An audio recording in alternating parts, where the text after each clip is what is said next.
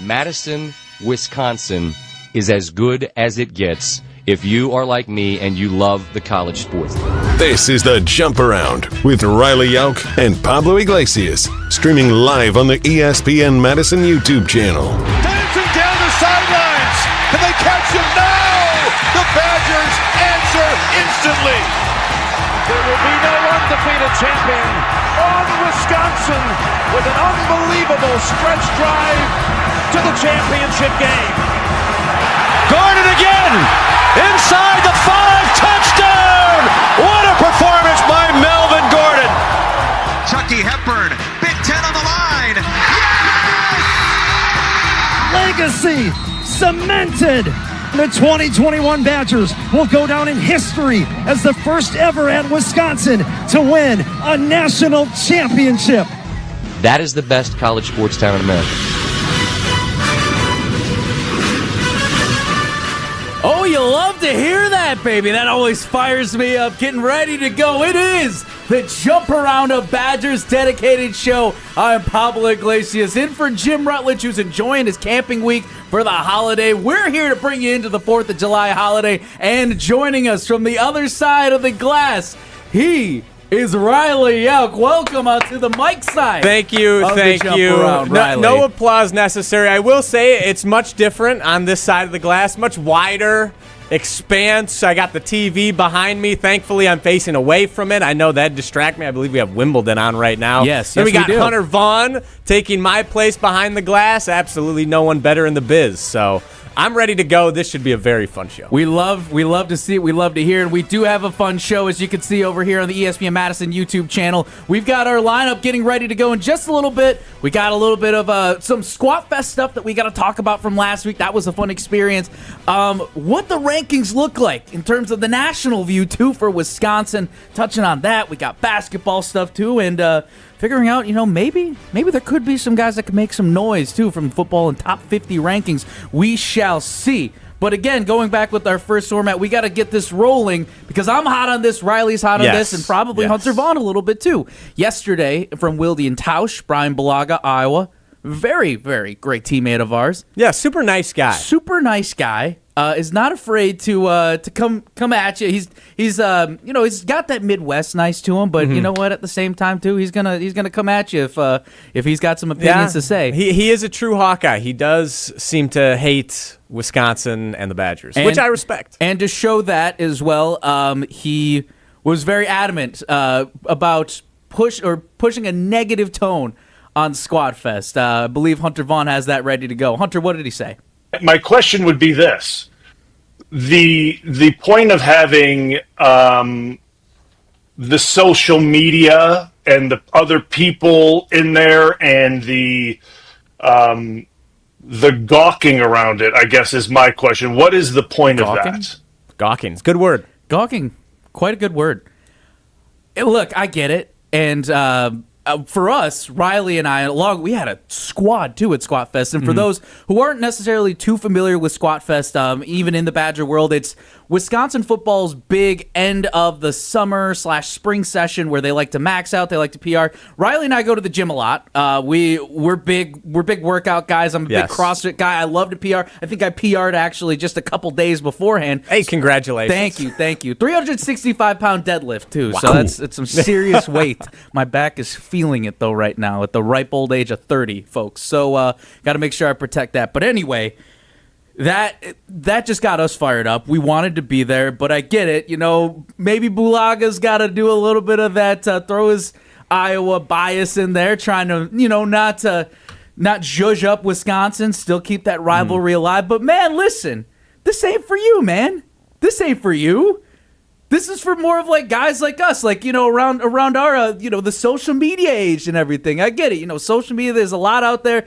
But you know what? This is about having fun. The guys love it. Riley and I were boots on the ground again, and we felt that energy, man. Riley, how'd you feel being in there? Oh, I loved it. It was an absolute blast. And I understand. Bulaga, he's a true Iowa guy, and they're the most boring college sports organization, athletic department in the history of the universe. So I understand why he would be opposed to the red and white strobe lights that we saw going on constantly throughout if you watch the show on Wilde and Tausch, throughout the morning, and the music was blaring. It was, the antithesis of Iowa football, I guess. So it makes sense why Brian would dislike it. But we loved it. It was like, just testosterone filled. The guys were jacked. You had the strength and conditioning coach Brady Collins yelling obscenities back and forth. A lot of things we could not air on radio. Yes. Thankfully, we were not in the gym in the weight room for those moments. Well, we were. We were in the gym. Yes. Yeah,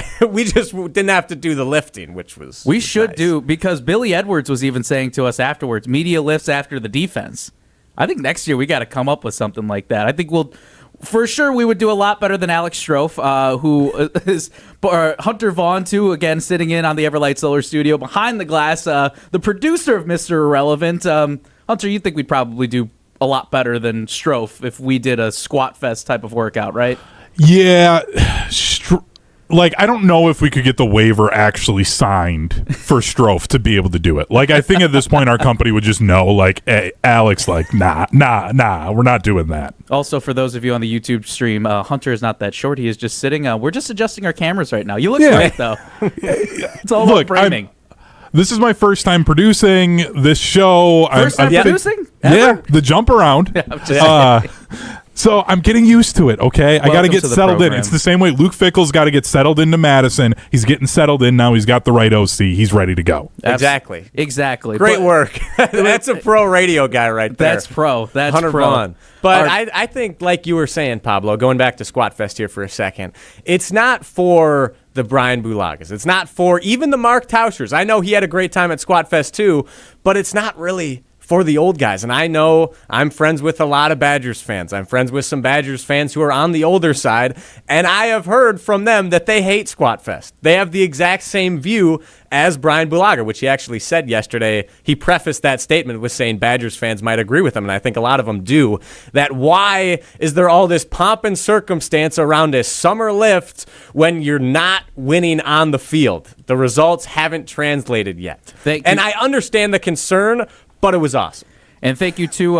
Feel free to drop your comments in on the ESPN Madison YouTube channel right now. We have Colin Schutz, so hopefully I'm saying that correctly. When we beat Alabama, Squatfest will be done nationwide by every college football program. We got a lot of the guys hyped up, too. We saw Cade Yacomelli put up 525. Multiple reps too, that. 525, and they did 40-yard dashes earlier. I believe that was before we got there. Cade Yacomelli ran a 4.440 according to Brady Collins. Tied for top of the team along with safety Austin Brown. There's no way. Well, if you saw, according to Coach Collins, you want to go up to Coach Collins and say, no, I don't believe you. No, I don't. It's not that I don't believe him, but the 40-yard dash is that is an absurd time. I mean, well, if you saw our draft coverage across ESPN Wisconsin too, and I'm also alongside Wally Lukaczynski later today on the Damn Sports Show on ESPN Beaver Dam. If you want to listen in on that for our live audience tuning in, we did not have those numbers when we did the 40-yard dash at the NFL draft, but I digress. But like you said too, Squatfest, it's more than just about this, testosterone meathead, everybody's just lifting weights. It is about that we can do hard things at the end of the day. Mm-hmm. That is exactly what Coach Collins always preaches. He did the same thing in Cincinnati. If you actually go back and look at some of the pictures in Cincinnati, it looked like they just did it in a basement with a bunch of boxing dummies and everything. So college frat party vibe. Yes. So it was a lot different. And seeing how Squatfest has grown with a lot more club strobe lights, louder music. I mean, I remember even too, some of the staff had told me, put on some headphones. You're probably gonna wanna protect your ears. And I did have my AirPods in a couple times, but also I was like, you know what? I'm just going to go in this too and just see what happens. My ears were ringing a little bit, but it was electric. Same. But yeah, exactly. Brady Collins was doing this back at Cincinnati. Was anyone complaining about the Cincinnati Bearcats having a Squatfest when they were going to the college football playoff? No.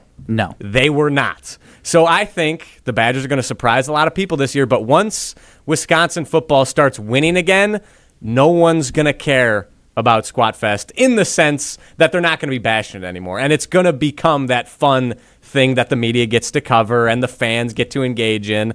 And there's going to be a lot more positive light surrounding it once the results on the field start matching. We will get going. Usually the jump around sounder kind of comes in at some points. There it is. Hey! Look at that. I already knew. But Joe Crofts, before we move on real quick, in the ESPN Madison YouTube chat, wants to ask, when is the ESPN Madison Squatfest? We said it. Billy Edwards signed off. Media lifts after the defense. I think we got to figure this out next year. We have an ESPN Madison Squatfest. I think so for next year. But let's talk about this year now. Moving on, is that Josh Pate of CBS Sports. We know the schedule in general does not look sexy for Wisconsin football. Right now, it seems like the national outlets have Wisconsin at the 5.5, the over-under for the wins and losses. Obviously, 6 means that you're bowl eligible and you get back to that streak that you broke last season. We all want that. But Josh Pate does not believe that is happening. Josh Pate does not believe that it looks good for the Wisconsin Badgers. And yes, this is a tough schedule, not just for the Badgers in the Big Ten, but possibly like nationwide at how tough their schedule looks. So what this now looks like for the Badgers is a tough situation, and it's not just him, though. It does seem like that. Is it this common thread? Is it this common conversation? Is this what people feel like now for Wisconsin football? Because for me, I'm very concerned, because when I came into Madison, it was 2021. It was towards the end of the Paul Chryst era. I always knew Wisconsin as that national brand. I always knew that every week in the preseason, didn't matter how good we thought this team was going to be at the end of the road, they were always in the top 25. And last season, I can't say last season surprised me wholeheartedly, but it did just shell-shock me a little bit to not see Wisconsin in a preseason top 25. And I don't think that that's going to happen again this season. So my question is for you, Riley, do you think the national perspective on Wisconsin football, is that changing now? And are you concerned about where it's heading? Yeah, it has changed just over the past couple years. And I'd love here in a second if we could get the clip here straight from the horse's mouth, if you would, from Josh Pate. But yes, I think the national reception of when Luke Fickell was hired was incredibly positive. The Badgers made a huge splash. It was considered a home run hire at the time. But it was a changing of the guard. And since Fickell was hired, the Badgers have not had the same success that garnered that national respect. And ultimately, there's a phrase, I believe it goes something along the lines of respect is earned, not given. Yeah. And Luke Fickell's Badgers have yet to gain that respect, which is why I think Squatfest and things like that are sort of poo-pooed by a large section of the Wisconsin fan base, as well as national pundits. But I think that can just as easily change, especially with how the schedule looks this year. They have an amazing opportunity to completely flip the national perspective on its head and very, very quickly regain that respect. So I want to hear from Josh Pate first, though. Yeah, prayers for Wisconsin, man. Wisconsin's got the hardest schedule in the Big Ten. Wisconsin, by a mile, has the hardest schedule in the Big Ten. It's the only Big Ten team we have ranked in the top 10 toughest schedules in the country. Not only do they have this murderer's row to end the season, they go to Alabama in out-of-conference play. But look at the way this ends. They start playing Michigan to start October, and from that point on, it's at Michigan, Iowa, Ohio State, at Oregon, Washington, at Indiana, Illinois, at Minnesota. They may not be favored in any of those games. Their over-under win total is 5.5. I would slightly lean the under right now. They may be improved this year and not be able to hit that with the schedule they play. Improved this year. I see the concerns with the schedule, but I think they could pull off 6 wins. I think 6 wins is doable, even with the murderer's row. Dario Gumawali, who was on Jim Matt and Molly a few weeks ago, even said that this is not just like the schedule, but just even game by game. I don't know if they're going to go in and beat Alabama at Tuscaloosa. That would be sick. Don't get me wrong. I don't see that happening. See, okay. See, usually I'm the... No, we're on to the next thing. Where I can't. What? No. Riley, no. The Badgers are going to be 6-0 when they face Ohio State. Mark that down. Badgers will be 6-0. They're beating Alabama. They're carrying that momentum. Smoke Maryland. Beat Michigan. Michigan's not that great. Iowa. We heard a lot of references. The sound has gone off. Iowa at Squatfest. They're going to beat Iowa 6-0 heading into the Ohio State game. Should we play it a fourth time, just in case? No, I'm good now. Okay, yep, there we go. In case you missed it the first 3 times, it's time to move on. But no, it's we'll see exactly how it goes. I think the Badgers 6 wins is definitely doable. Moving on to more numbers. Pro Football Focus, the top 50 conversation. Ranking their top 50 college football players heading into the 2025 season.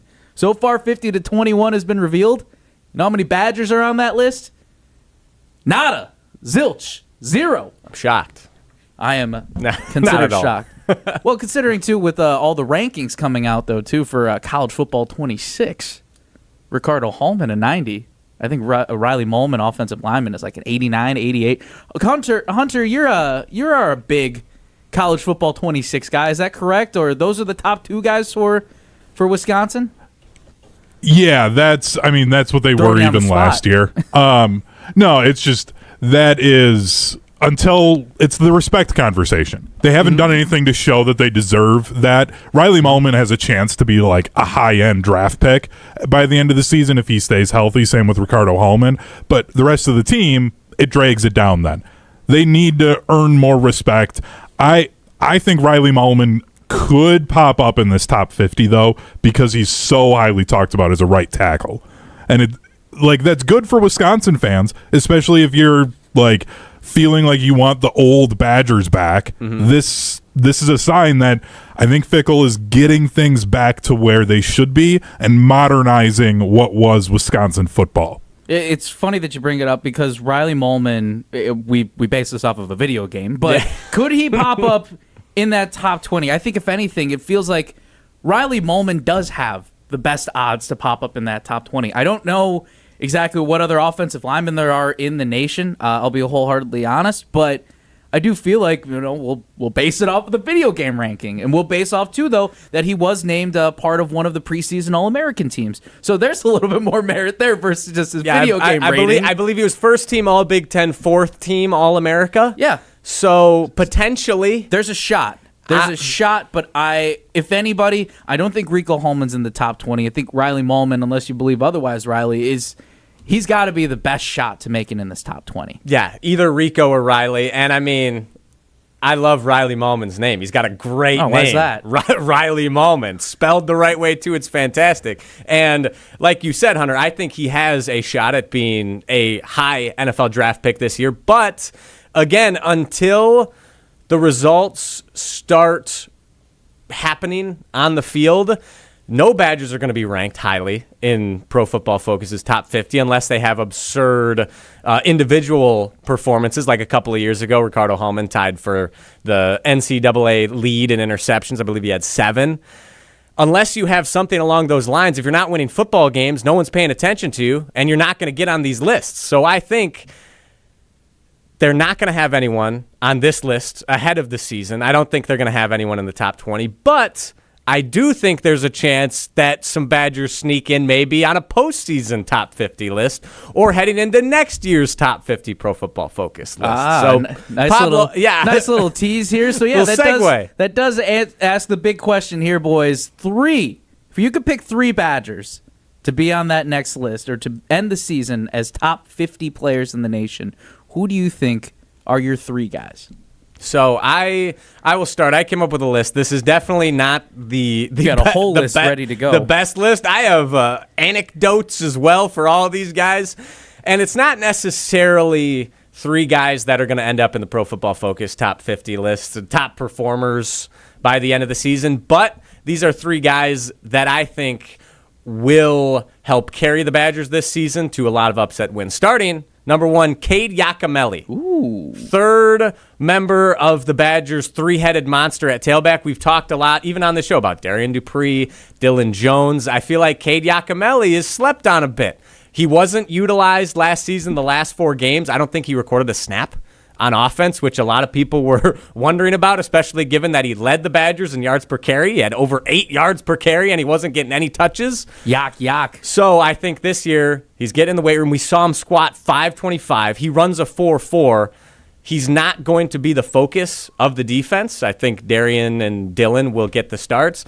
But who better as a third down back to get those tough yards in the clutch than Cade Yakimelli, a senior?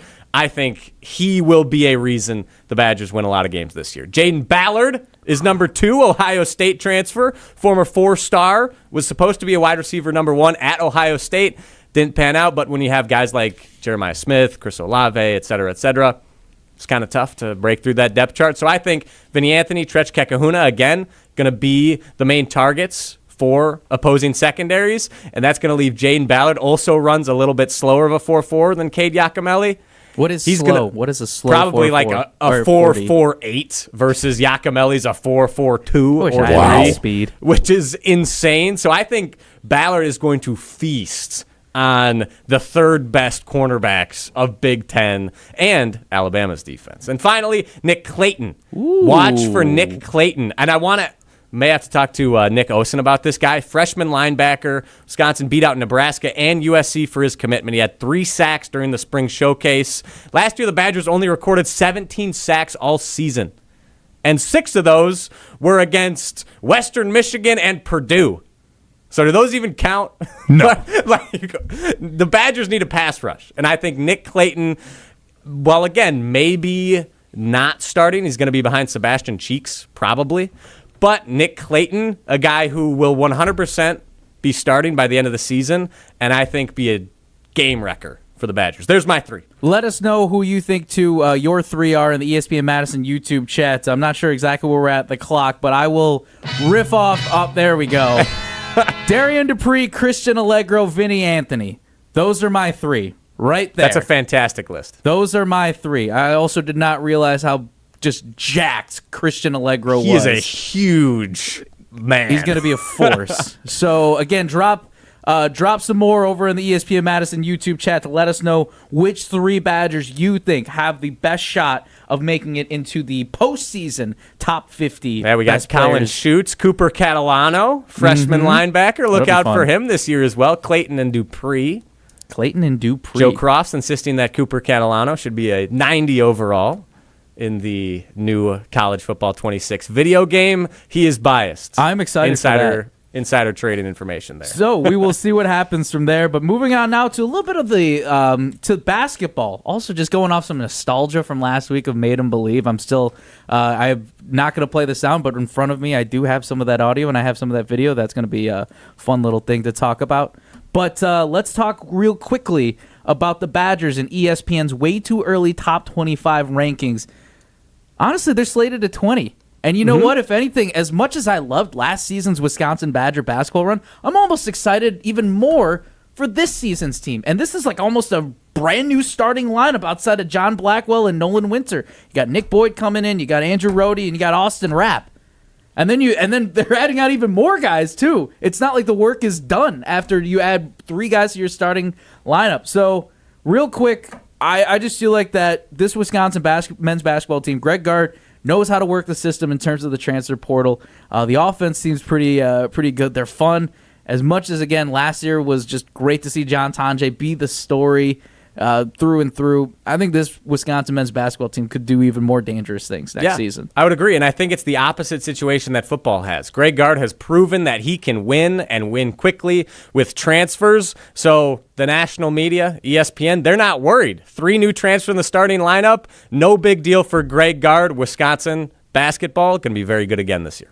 Who do you think, real quick out of the transfers, is going to make the biggest impact? Go. Nick Boyd, I think FAU Final Four experience. I'm really excited for Rohde and Rapp as well, but Nick Boyd for sure. I think that's the easy answer. Nick Boyd it is. We'll see how the Wisconsin cat Andrew Rohde does too, but that buzzer, we have gone a little past overtime, but don't worry, it is time for Hunter Vaughn, our great substitute here at the Everlight Solar Studio behind the glass. It is time to go deep into the Badgers Twitter portal with our special guest, Hunter Vaughn. Hunter, take it away. It's time for the Badgers Twitter portal.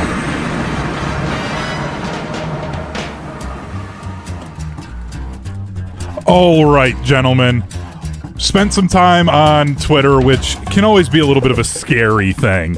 But we are going to start on this one on the hardwood.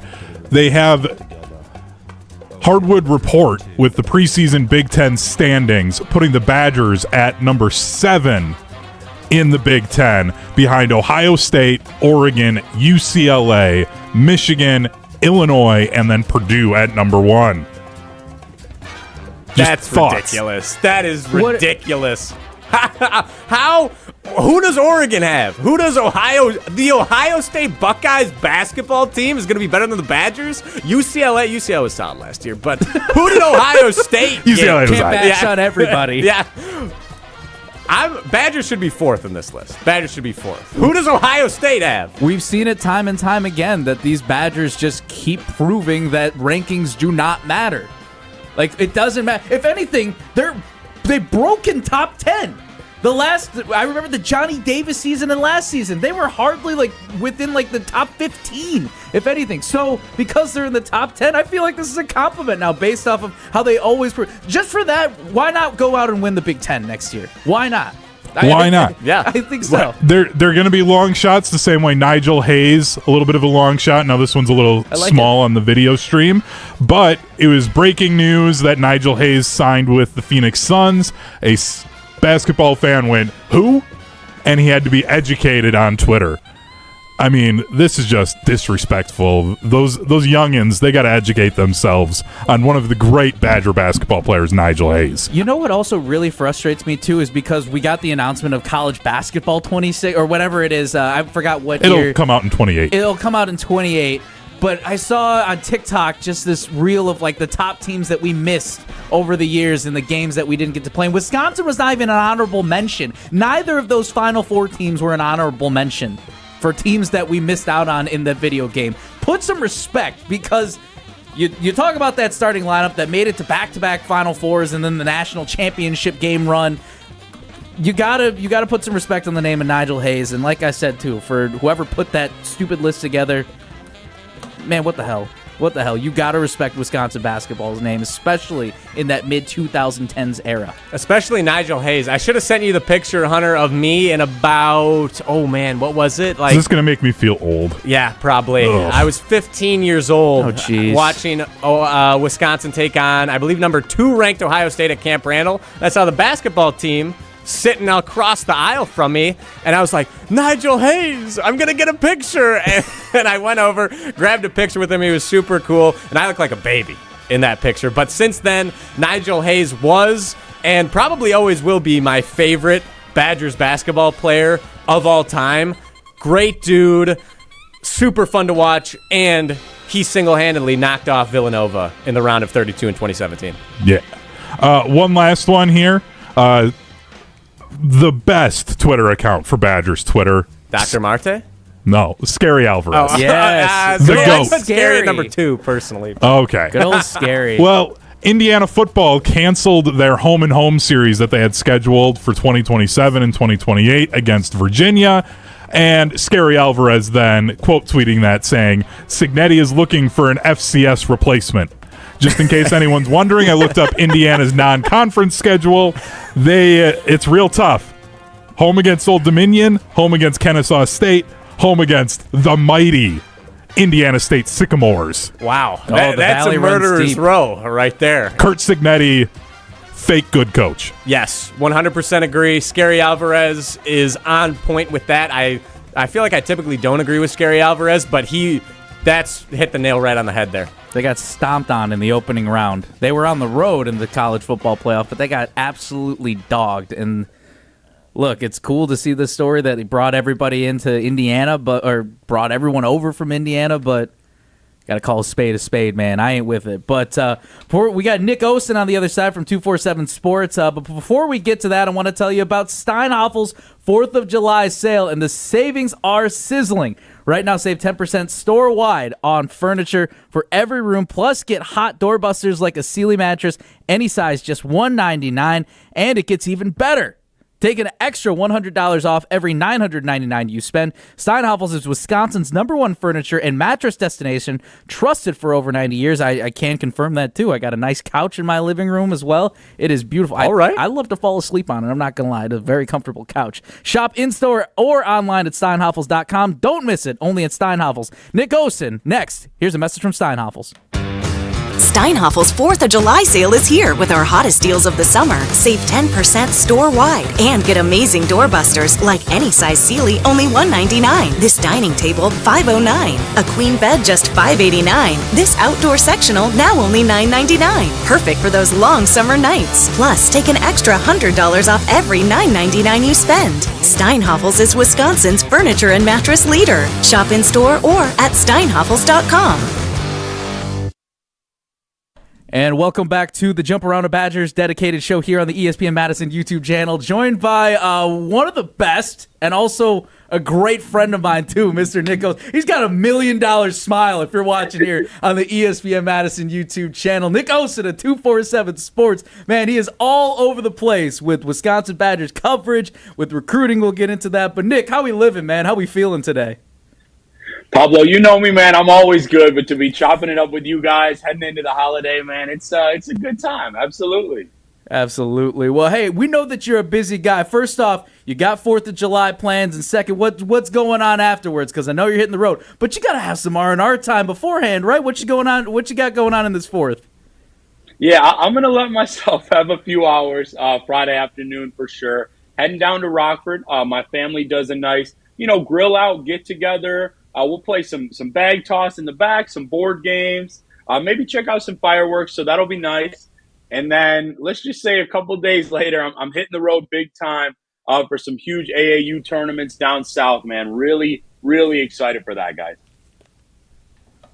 All right. Yeah, Nick, happy to have you on. And Pablo was informing me, I know you guys are a little closer, that you're always on the road. You're always traveling. You're always finding the next big recruit for the Badgers. You said you're heading to these big AAU tournaments. Where are they, and who are you looking at?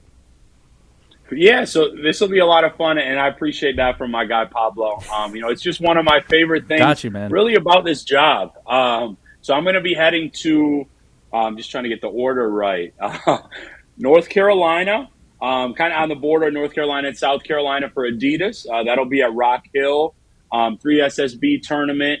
So you're looking at guys with Wisconsin offers like Jaylen Brown, recent offer for the Badgers. I'll probably spend a day or two in Atlanta, Georgia for Under Armour. That's where you'll see Trey Fenderson, who's obviously already committed to Wisconsin. And then I'm really, really excited, guys. I think 4 or 5 days straight, I will be in North Augusta, South Carolina for the biggest AAU tournament in the country, Nike Peach Jam. I'm very excited. It'll be the first time I got credentialed for that. So that's going to kind of be a big trip. I'll let myself have some nice meals and maybe a drink or two here and there. Probably would have some fun, but I'll be going pretty hard with that. Really excited, guys.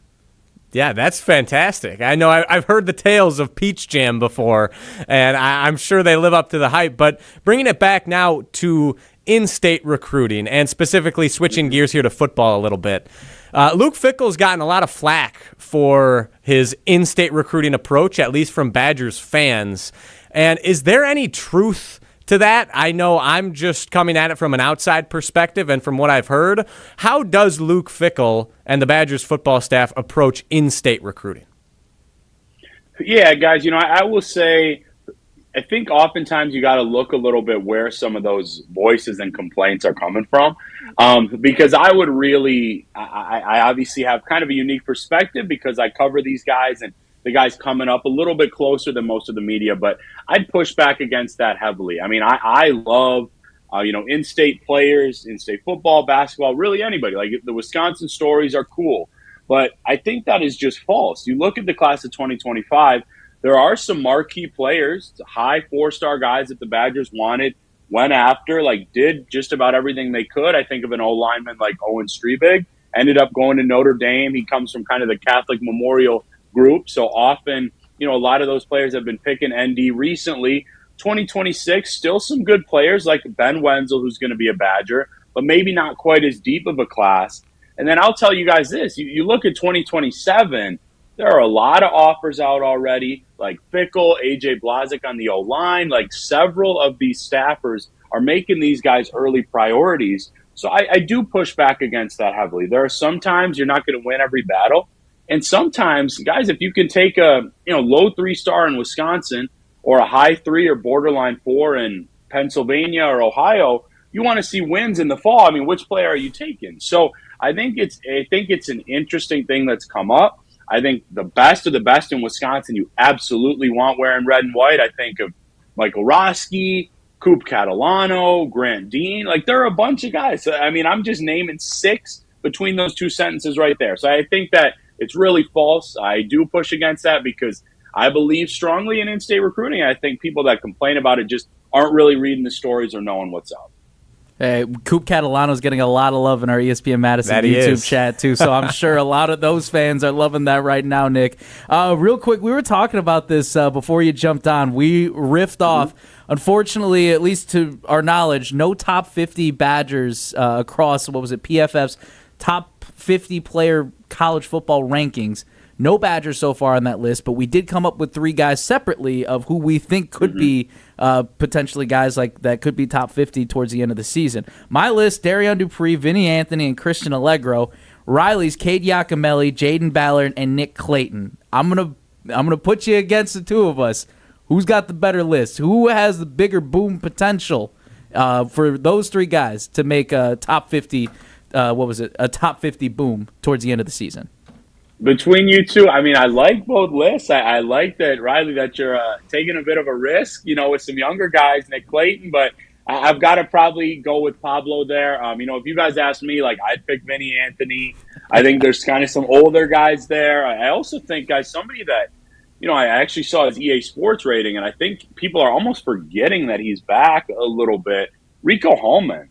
This is a guy that 2 seasons ago could have comfortably gone to the NFL. Last year, I think they were looking for a little bit more production. Obviously, he wasn't thrown at as much. So I think that there is some really good older talent with this group. I know that the schedule is obviously going to be very tough, but, I just watched your guys lead in, of course, and some of the comments. I think people are still sleeping on some of the talent, especially on that back end that's in Madison right now.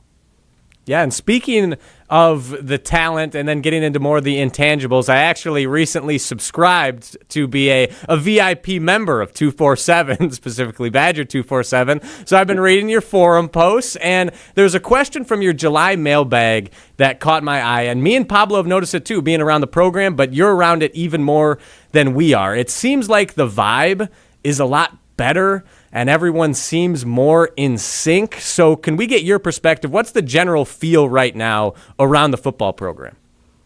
Yeah, it's an awesome question. And, it's one that I was happy to see an answer recently. Here's how I've kind of described it, guys. Going back to December or January, I think that there needed to be a reset culturally, going back 2 or 3 seasons. And then coming into this year offensively, I don't think that's really a secret. But I think a lot of people were looking for maybe a huge name or, huge sexy hire or something with this new OC. And I think that Jeff Grimes, I said it right away. I said, guys, I think this is a really smart, very, very high floor type of hire for Wisconsin. Being around Grimes a little bit, the staff, the players, talking to recruits 4 or 5 days a week. I describe it as a quiet comfort and confidence right now, guys, especially offensively. I just think it's going to be a little bit more back to the bread and butter. Good running game, and you saw some burst here and there under Longo, but consistent running game, 2-3 guys you can count on, heavy tight end usage, still stretching the floor. So I think it comes from there, guys, as well as it's no secret that there needed to be a switch on the front of the defense. Some of the run game stuff just had to be improved badly. They hit the portal very hard. They spent on some guys that, you think they really needed, Michael Garner, JVR Suggs, Charles Perkins might be the best of the group. And so because of those reasons, I think that there's an honesty that, hey, last year was not acceptable. We need to be better. We need to have better personnel and just, really kind of go all in terms of what you can do defensively. I think with those things in mind, team's in a good spot, culture's in a really good spot. And now it's just about, hey, can you get back to that bowl game and hopefully get 1 or 2 of those marquee wins? Vibes are high right now, or at least they're feeling like it. Riley, what was the quote that you said about spring optimism or something like that? We were talking about this earlier. Hope springs eternal. Hope springs eternal in the off season. Yes, I guess. hope springs eternal in the off season. But we were talking about it too with Josh Pate of CBS Sports, also Nick Osen of Badger 247 joining us right now too. Wisconsin beat reporter here on the Jump Around a Badgers dedicated show. Josh Pate of CBS Sports taking the under on the 5.5 wins for Wisconsin. Obviously, this is a critical year. Do you feel like that there's a lot of pressure, Nick, if Luke Fickell does not get Wisconsin to a bowl game for the second year in a row? Man, that is a good question, just because I like that, you guys obviously know what's up. You use the word pressure and not I don't like hot seat talk or that type of thing. I really don't. I mean, he's not on the hot seat, nor do I think this staff should be. I don't think people really understand the reset that was needed. I mean, some of the recruiting stories or lack thereof that I heard of kind of going on at the end of some of the previous, regimes here just really wasn't kind of lending itself to success. But in terms of pressure, I think that there's no more pressure, Pablo, outside than there is really on the inside. And that starts with head coach Luke Fickell and what he puts on himself and this program. I mean, if you're at some of these press conferences, Pablo, you've been, some practices here and there for sure. Winning is everything to Coach Fickell and these guys. And I think that they've done a lot of really good things. Of course, you need to see the wins. I get that. I'm really not trying to make excuses. But I also wonder, how does year one look a little bit differently if Mordecai doesn't get hurt? I guarantee you get an extra win or two last season, probably against Oregon, if Van Dyke doesn't go down early in the year. So, I mean, look, if you're talking about 3 or 4 wins, Pablo, that's going to be really rough. But I just don't see that happening. I personally, it's not easy because of that schedule, but I do see them getting 6. I think you'd love to see a marquee win. And then the year to really kind of, blow the gates open is 26. Schedule opens up a little bit. You've got guys that have been here 3 full years now, that have been high school recruits. And you just see what happens. It's still not going to be easy. There's no Big Ten West. I believe they open with Notre Dame in 26, or at least in the first couple games. Lambeau Field. Yeah. So, it's obviously still going to be tough. I mean, they've got things rolling there. But I would say pressure, yes, but still from the inside of the program, looking for a good comfort and some good vibes right now, Bob. Awesome. Thank you, Nick. And if they're from being on the recruiting trail, sticking with football here, if there's one thing from talking to recruits, from talking to players, from talking to the coaching staff that you wish fans knew about Luke Fickell, what would it be? Man, you guys are awesome with these questions. I would say for that, he's really good, I think, at being able to connect with players all over the country. I think that is something that hasn't really been kind of noticed or realized, but then you look where all these guys are coming from, especially in class of 24, 25 states all over. And I think they are really good at Fickell and the staff. The recruiting department is phenomenal, by the way, and they work hand in hand. But, painting a vision and creating relationships, I think that is really important. I know as a fact, covering this recruitment like crazy, that it helped land guys like Mason Posa. So I think that those are really important. But now, like I said, I just wrote about it last week. Somebody asked, it seems like Wisconsin's getting some good players, but they're just on the cusp of some really good ones. And I said, guys, sure, you can throw out, NIL, numbers, money like that all the time. And some borderline kids might jump at that. But the elite of the elite players care about really 2 things: having the chance to play in big games and making your way to Sundays in the NFL. I think you can do those things at Wisconsin, but I think a lot of recruits want to see some of that sustained success. And I personally do believe Fickell and the staff are the right people, without question, to do it. I think you're going to need to see a little bit more offensively this fall. It's going to be interesting to see. Nick, before we let you go, one last question on the recruiting end for football or for basketball. I know you crystal balled a few guys over at 247 Sports, Badger 247, which is where you can read a lot of Nick's great stuff. Any breadcrumbs you want to leave for the crowd here on the Jump Around? I'm not asking you to name drop fully, but anybody that we should keep our eyes on down the road for Badger fans. Who you liking? No, I'm happy to leave a breadcrumb and even maybe half a loaf, to be honest with you. Ooh, half a loaf. Okay. Breadcrumbs. keep an eye on Joel Combat. I'm not actually saying that the Badgers lead there, no crystal ball pick, but he's maybe the top name to know in class of 2026 to just watch out for this month. I personally have the Badgers and Tennessee at the top. Tennessee probably 1A with South Carolina trying to push 2 would be a huge add. The staff has done well there. And then I do have an early crystal ball pick in for local 2027 offensive tackle Ethan McIntosh. Obviously, you recognize that last name, son of Chris McIntosh. So that'll be intriguing, guys. Class of 2027 is going to be a blast to cover, and hope to break it down more further with you fellas. I love it. All right, well, he is Nick Osen. You can also follow him on X, on Twitter, whatever we're calling it these days, at the real Nick Osen. He is on top of everything Badger-related. Nick, enjoy your 4th of July, first and foremost. Have a kickback, have some boat time, have some water time, get a couple cocktails in before you hit the road. But when you go to Atlanta, hit up the Cookout for me, all right? That's the best deal you could ever get in town. That's a good place. You can get a whole lot of food. Like the fast food chain Cookout? Yes. Come on, man. And then Bojangles when you're out in North Carolina. Hit those places up for me. I think Zaxby's might be out there too. We're giving out a lot. Bojangles is awesome, man. Bojangles is good. We're giving out too much free pub though, so I think that's our. Luckily, they're not in Wisconsin. That's our stuff. But hey, again, he is Nick Osen. Nick, thank you again for your time. You can follow him again at the real Nick Osen on X and Twitter of Badger247 Sports. Nick, thank you so much, man. We appreciate your time. Guys, I loved it. I was looking forward to it. Thank you so much. Talk soon.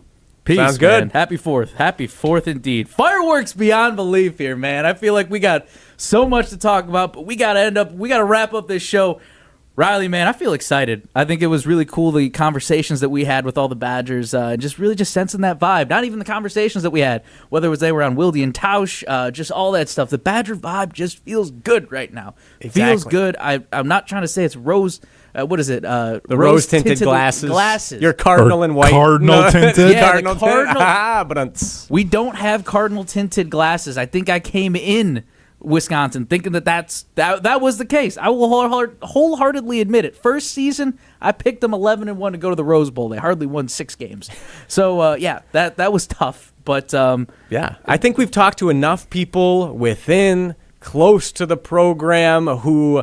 Or even just people from the outside who, like a Chris Ballard, the Colts general manager, people who are very respected and have valuable opinions that are super high on Fickell and this staff and super high on Badgers football in the next couple of years. So no reason not to be excited coming up. Smiling from ear to ear. Just Fired eternal optimists over here. He is Riley Yauk. I'm Pablo Iglesias. For Hunter Vaughn behind the glass here at the Everlight Solar Studio, this has been the Jump Around, a Badgers dedicated show.